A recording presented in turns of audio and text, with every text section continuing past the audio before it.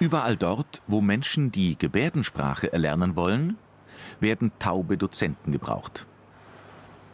Denn sie sind Muttersprachler und in der gehörlosen Kultur verankert. Doch der Gebärdensprachdozent ist kein anerkannter Beruf und die Ausbildung nur berufsbegleitend. Gleichzeitig kommen neue Aufgaben auf die Dozenten zu und die Ansprüche steigen. Wie können sie mit der Entwicklung Schritt halten? Gedanken über eine Berufsgruppe, die um Anerkennung ringt. Hochschule Landshut. Margit Hillenmeier unterrichtet im Studiengang Gebärdensprachdolmetschen das Fach DGS. Dabei helfen ihr 35 Jahre Berufserfahrung als Dozentin. Linguistikvorlesung im ersten Studienjahr.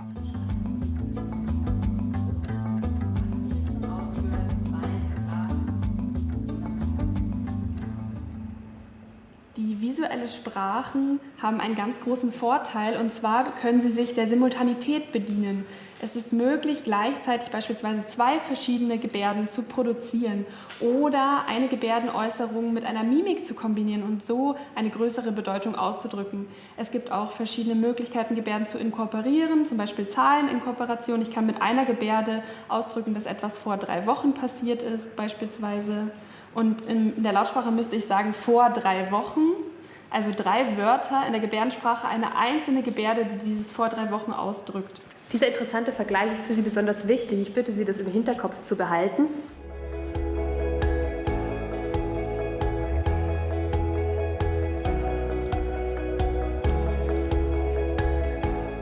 Hast du das damals selbst entworfen?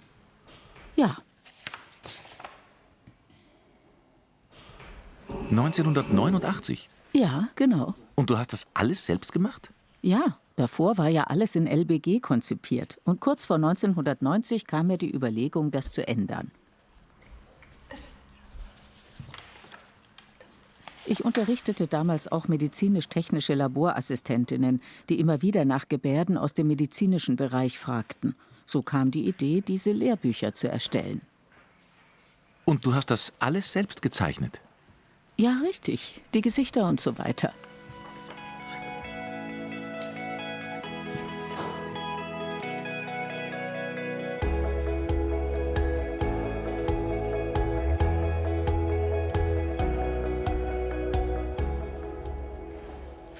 Das war mein Abschiedsbuch. 17 Jahre habe ich im GIP gearbeitet.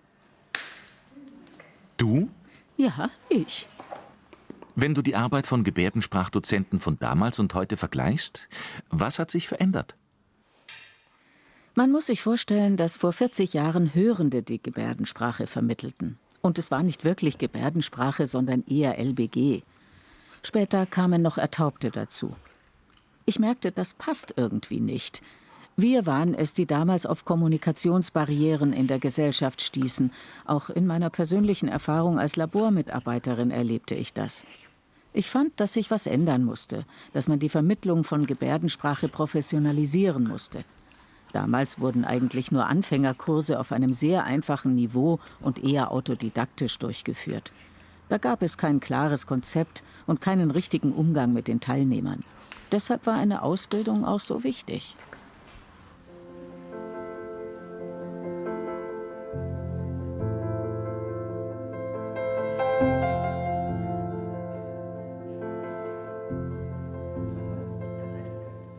Du hast dich damals für die Etablierung der Gebärdensprachdozentenausbildung eingesetzt. Was waren deine Gründe?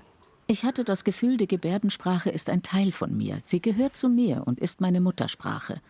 Ich wollte zeigen, schaut her, wie schön diese Sprache ist.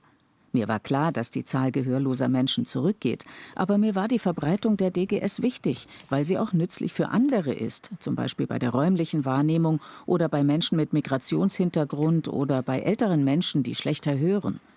Alle können von der Gebärdensprache profitieren. Klar muss man den Unterricht an die Zielgruppen anpassen, aber es ist ein Gewinn. Das ist meine Botschaft. Hallo. Hallo, guten Morgen. Geht's dir gut? Ja, prima. Und selbst? Ja, auch alles gut. Schön. Die 3 Dozenten, die bei uns arbeiten, verfügen über langjährige Erfahrungen, sind in verschiedenen Bereichen ausgebildet. Deshalb passen sie sehr gut hierher an die Hochschule, für die Lehre. Aber für die Zukunft, also für den Nachwuchs, wird es schwierig. Das wirft Fragen auf. Ich glaube, dass eine wichtige Voraussetzung ein Studienabschluss sein wird. Ich sehe hier einen sehr großen Bedarf im Bereich der Gebärdensprachlehre. Das gesellschaftliche Interesse an der Gebärdensprache wächst. Das heißt, es werden mehr Angebote benötigt, wofür man qualifiziertes Personal mit einem entsprechenden Abschluss braucht. Gleichzeitig bedeutet ein Abschluss auch die Anerkennung der Tätigkeit.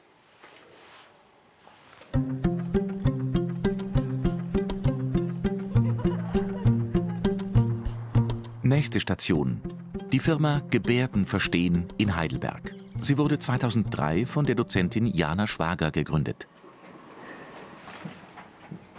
Hier siehst du Fotos von der Dozentenausbildung, mit der wir 2008 angefangen haben. Aha. Und seitdem hatten wir 8 Durchgänge mit über 50 Teilnehmern.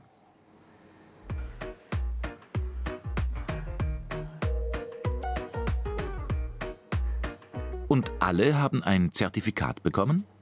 Ja, das haben sie. Und haben auch Arbeit gefunden? Ja, zum Beispiel in der Berufsschule, in der Gehörlosenschule oder bei Beratungsstellen, also in verschiedenen Bereichen, wo es um Gebärdensprache geht. Hallo. Hallo, hallo. Hallo. Hallo. Ihr diskutiert schon. Gut. Unser Thema ist die Pizza, verbunden mit der Frage, ob man sie kaufen oder selber machen soll und was dafür oder dagegen spricht. Das wird diskutiert. Die Teilnehmer sollen argumentieren lernen mit Pro und Contra.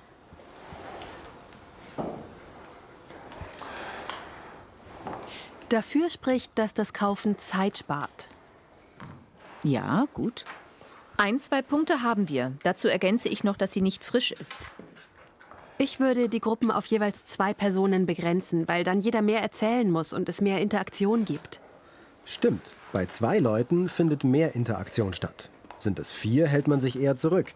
Hier steht ja, dass es um Interaktionsstrategien geht. Deshalb bin ich für weniger. Das ist eine gute Idee, damit mehr produktiv und rezeptiv gearbeitet wird. Zum Schluss kommen beide zusammen, wo man dann sieht, wie sie interagieren.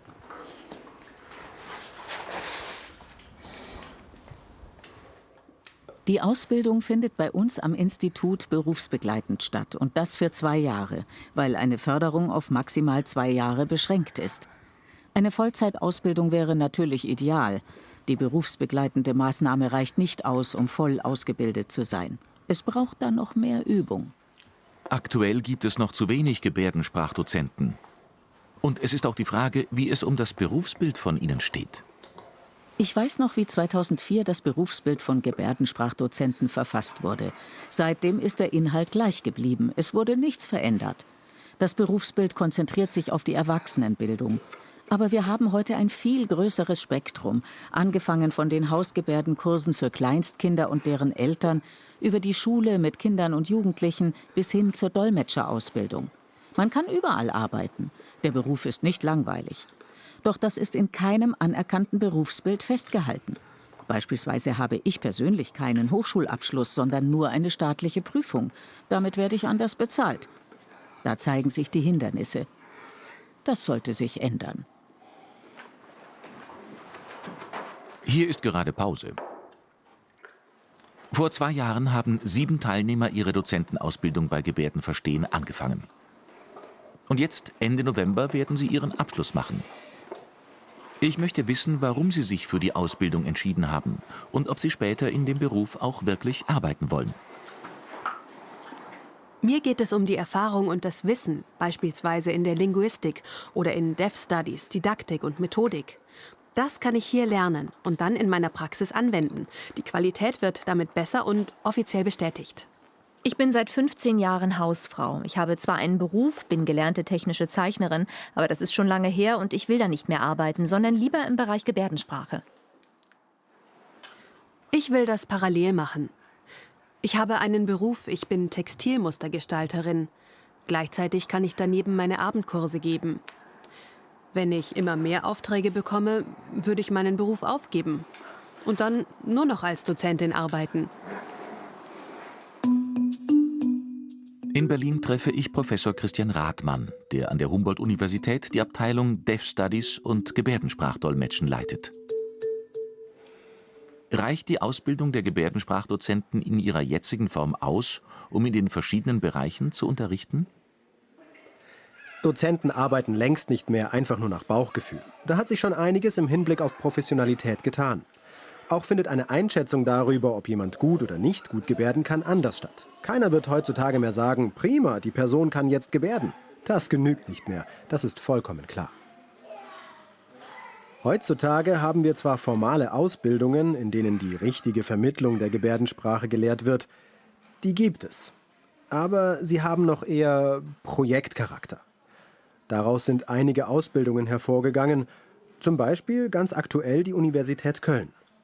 Dann die Privatschule in Heidelberg, dann noch aus meiner Zeit die Universität Hamburg mit der gebärdensprachpädagogischen Ausbildung, die auch von der Humboldt-Universität übernommen werden soll. Und das GIP in Nürnberg, wobei das GIP schon ein institutionalisiertes Verfahren hat. Alle 4 Ausbildungen haben das gleiche Ziel: die Vorbereitung auf die staatliche Prüfung, entweder in Darmstadt oder in Nürnberg. Nach der Prüfung können die Dozenten gut mit ihrer Arbeit beginnen. Das ist also ein gutes Angebot. Das alles steht aber noch nicht auf einem festen Fundament. Warum ist das so? Dafür könnte man, beziehungsweise das hat 2 Ursachen. Soweit ich weiß, melden sich für die staatliche Prüfung nur sehr wenige an. Die Zahl liegt bisher bei ungefähr 40. Ich weiß es nicht ganz genau, weil ich bisher keinen Einblick in die Statistik bekommen habe. Warum sind es aber so wenige? Vielleicht ist die Perspektive auf einen guten und gesicherten Job nicht klar genug. Zudem ist die Anerkennung für das Berufsbild der Gebärdensprachdozenten noch nicht stabil genug. Viele überlegen es sich also schon sehr genau und vielleicht arbeiten sie deshalb lieber nur nebenberuflich. Das ist möglicherweise der Hauptgrund. Das glaube ich schon.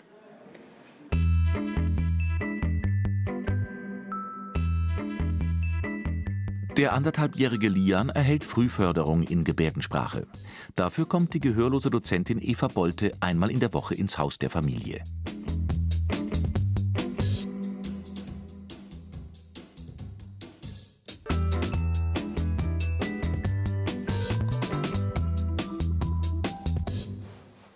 Die 2-jährige Ausbildung war mehr auf den Bereich der Erwachsenenbildung ausgerichtet.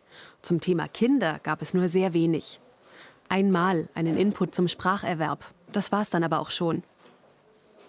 Es geht darum, wie man Kinder methodisch gut unterrichten kann. Und natürlich sind nicht alle Kinder gleich. Jedes Kind ist individuell und deswegen muss ich auch meine Methodik anpassen. Das macht es schon schwierig. Oft ist es so, dass ich nach den Kursen bei den Eltern oder Kindern ein ungutes Gefühl habe, was ich dann mit meinen Kollegen bespreche. Dieser Austausch löst aber das Problem nicht. Damit kann ich noch keine gute Qualität sicherstellen. Das allein reicht nicht.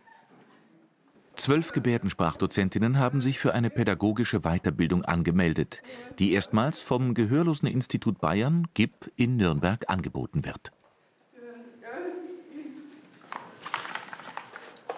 Die Kinder müssen dann suchen, was zusammenpasst.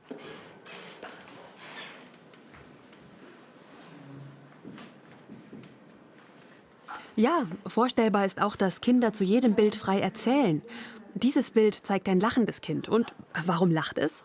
Na, weil es ein Eis bekommen hat. Es geht also um den Aufbau von Kausalsätzen, um die Erzählung weiterzuspinnen. Und es findet auch noch Interaktion statt. Ja. Ja. Ganz wichtig ist, dass wir die Theorie mit der Praxis verbinden.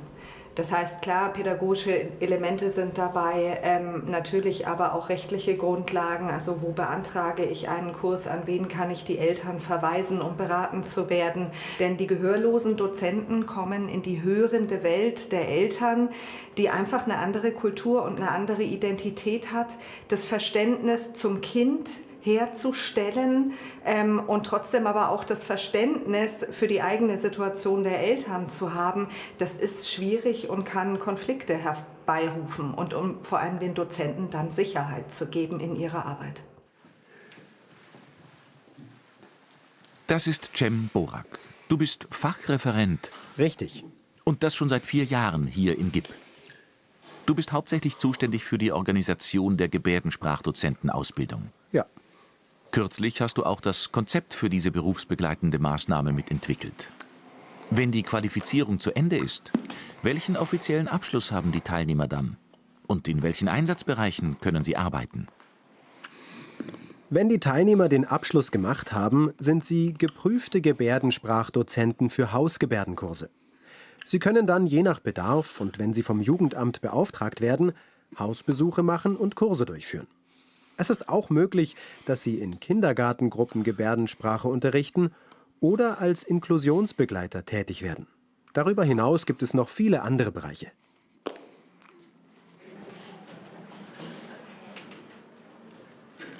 Es ist toll, dass es dieses Angebot gibt. Ich mache seit 2 Jahren Hausgebärdenkurse. Manchmal verunsichert mich das Verhalten von Kindern. Da fehlen mir Grundlagen. Und als ich hiervon erfahren habe, dachte ich, toll! Meine Erwartung ist die, dass ich vollumfänglich eine zusätzliche Qualifikation erwerbe. Das ist mir wichtig, weil damit auch die Familien mir vertrauen können. Nächste Station Lebach im Saarland. Gebärdensprachdozenten haben oft weder Abitur noch einen Hochschulabschluss. Damit ist es in der Regel unmöglich, an einer Schule zu unterrichten, obwohl Lehrkräfte für Gebärdensprache dringend gebraucht werden. Aber manchmal öffnet sich doch eine Tür, wie an der Ruth Schaumann Förderschule. Förderunterricht in DGS mit Dominik Ridder. Der Besen, mit dem sie fliegen kann. Genau, der Besen, mit dem sie fliegen kann. Oder damit im Topf umrührt. Sie zaubert und dann knallt's.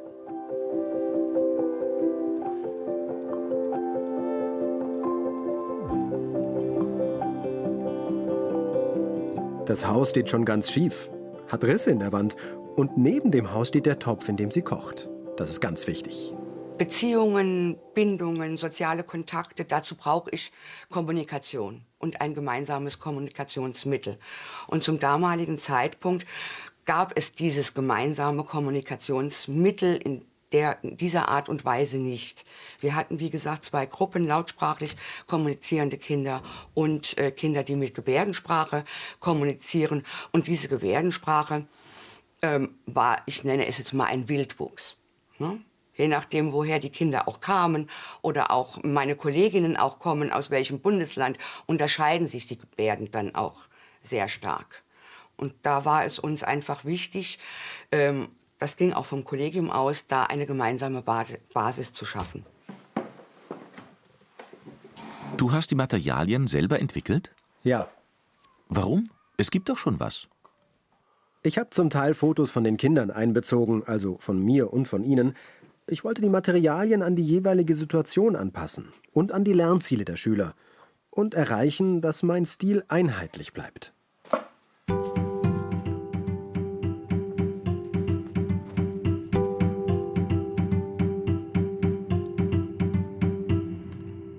Wie unterscheidet sich deine Arbeit als Dozent von der des Lehrers? Gibt es da eine klare Abgrenzung? Ich arbeite methodisch nicht so wie die Lehrer. Sie passen ihre Methoden den jeweiligen Lernzielen an. Meine Aufgabe ist es, die Inhalte mittels Kommunikation in DGS abzudecken. Dazu gebe ich immer wieder den sprachlichen Input, um die Sprache und Grammatik in Form von Kommunikation sicherzustellen. Es geht um bessere Kommunikationsfähigkeit und Sprachpflege, damit die Kinder sich untereinander wohlfühlen. Lest mal. Hast du schon eine Idee? Da. Hochsehen.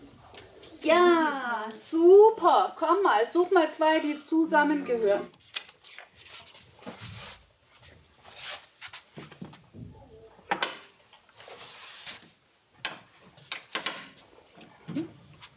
So Gebärde und sprechen.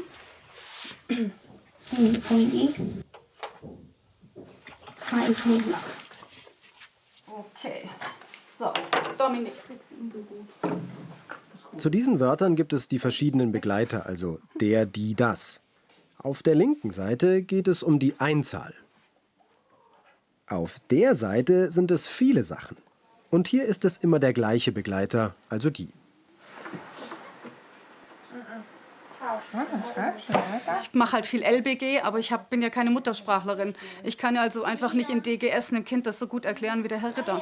Und er war ja selber auch Schüler. Er weiß ja auch, wie das ist und wie man es erklärt. Und also ich bin wahnsinnig froh, dass er da ist und den Kindern einfach einzeln nochmal erklärt, was ich einfach nicht so gut kann. Bevor ich staatlich geprüft war, hatte ich schon ganz normal unterrichtet und dachte, das passt so. Zudem hatte ich eine einjährige Linguistikausbildung in Frankfurt bei Daniela Happ und Marc-Oliver Vorkörper absolviert. So konnte ich auch linguistische Inhalte gut in meinen Unterricht integrieren. Doch mit der Prüfung kam für mich der Durchbruch. Es war auf einmal ganz anders. Meine Qualität, meine Kompetenz und mein Fachwissen bezüglich des Unterrichts waren viel besser. Das hat mir die Augen geöffnet. Vorher war mir das nicht so klar, dass eine Schule bzw. der Zugang zu Bildung wichtig sind. Mich hat das in meiner persönlichen Entwicklung und im Lernprozess weiter nach vorn gebracht und gestärkt. Ich bin sicherer geworden. Das ist schön. Wer eine Fremdsprache lernen will, wie Englisch, Spanisch oder Französisch, lernt sie in der Regel von einem ausgebildeten Lehrer. Dazu gibt es Lehrpläne für das Fach, Prüfungsordnungen und anerkannte Qualifikationsstufen. Für Gebärdensprache gab es das in dieser Form lange nicht. Denn sie war bisher kein anerkanntes Unterrichtsfach. Erst jetzt im Oktober haben die Bildungsminister grünes Licht gegeben, Gebärdensprache als Fach an Schulen anzubieten. Doch wer soll das unterrichten? Sind Dozenten auf diese Aufgabe vorbereitet?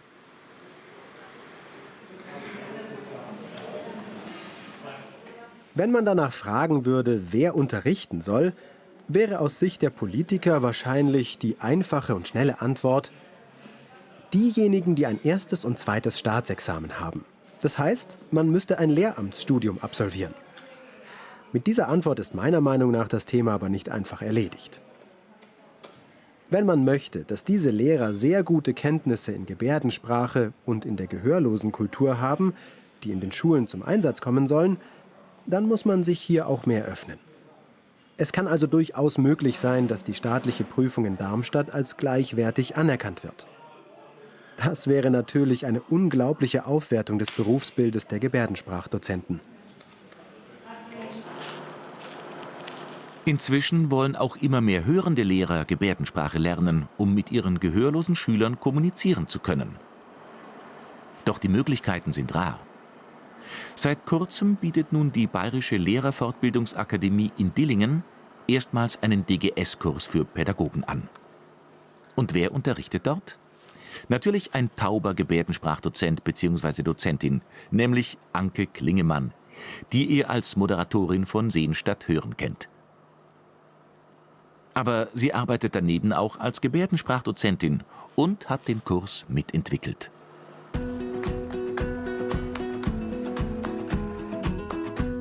Wenn du die Gebärde weißt, dann heißt es nach hinten laufen und aufschreiben. Und vielleicht habt ihr dann auch gewonnen. Wer weiß. 2, 3, los!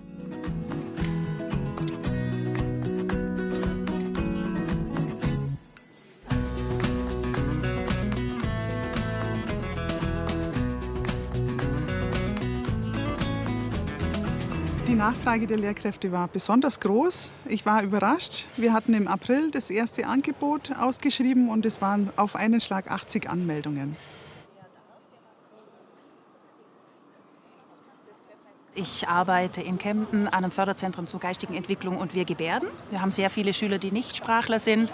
Wir haben eine vereinfachte Gebärdensprache und für mich war es jetzt wichtig, auch mal wirklich die DGS zu lernen und ein bisschen kompetenter zu werden. Ich unterrichte eigentlich an der Regelschule und habe momentan kein gehörloses Kind, aber im Zuge der Inklusion kann es immer sein, dass jemand kommt und da möchte ich einfach fit sein. Ich werde auch oft gefragt, warum machst du jetzt DGS? Dann sage ich immer, keiner fragt mich, warum habe ich Englisch gemacht. Ich möchte die andere Seite verstehen, ich möchte auch dazugehören, wenn die was reden.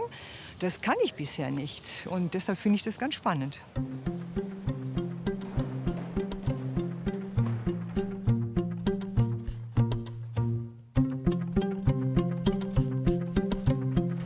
Vorbereitungen für den Online-Kursteil im Studio der Bayerischen Fortbildungsakademie.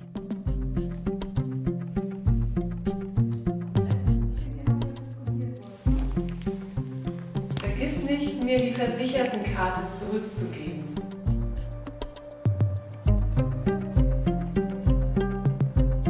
Da hast du kurz gehakt. Das müssen wir noch einmal machen.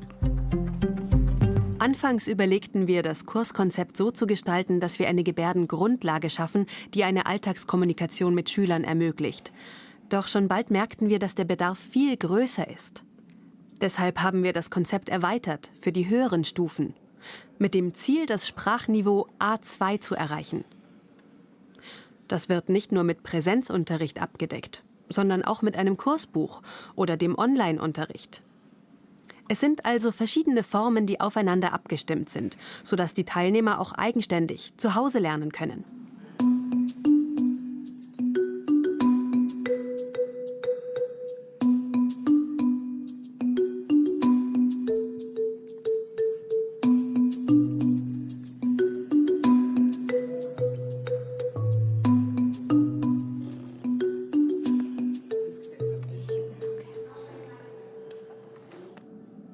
Die Arbeit als Team in einem Tandem ist wunderbar. Susi hat die hörende Perspektive mit ihrem pädagogischen Hintergrund als Lehrerin und ich bringe als Gehörlose die linguistische Perspektive und Gebärdensprachlehre mit. Wir ergänzen uns wunderbar und diskutieren über Sätze aus 2 Perspektiven, wo das Gefühl für Lautsprache und für Gebärdensprache mit einfließen. Oft geben uns Kleinigkeiten neue Anstöße. Ich war unheimlich motiviert und bin froh, dass wir das Konzept hier umsetzen können.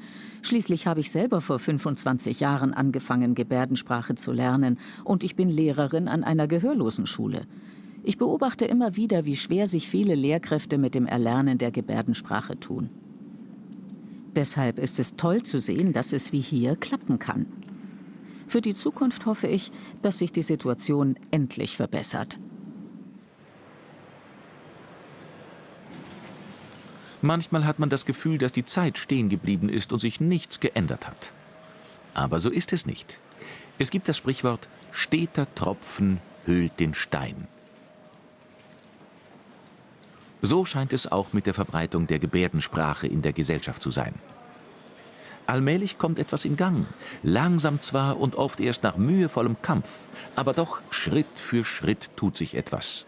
Zum Beispiel im Bildungsbereich, wo einiges angestoßen wurde. Und zwar durch uns und mit uns. Tschüss, bis zum nächsten Mal.